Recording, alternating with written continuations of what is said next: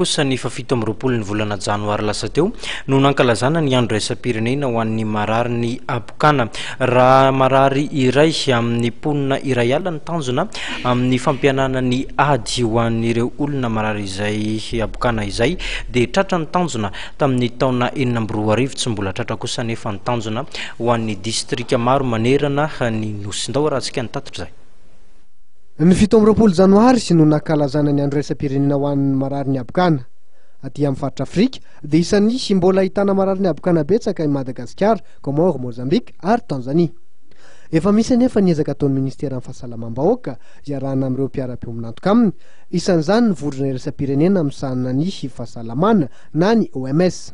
Madagasikara zany dia mbola misy tokoa io aretina abokana io manerana ny nosy iray manontolo iny fa na dia eto amin'ny faritry Antananarivo renivohitra aza dia mbola ahitana an'izany, saingy ahitana maromaro kokoa zany amin'ny faritra atsimo atsinana na atsimo andrefa na ry avaratra andrefa ny nosy izay mbola ahitana marary marobe, ary ahitana eo amin'ny 500,000 isa-taona eo no marary tsaboana amin'izany.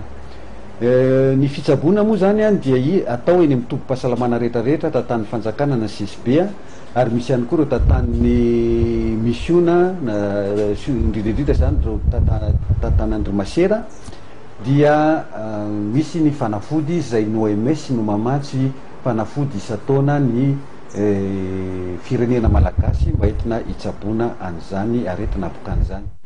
Raha ny hoe marary iray ho an'ny mponina ray alina no tanjona amin'ny fampianana ny aretina abokana dia tratra izany tamin'ny taona 2024 raha ho an'ny Madagasikara manontolo.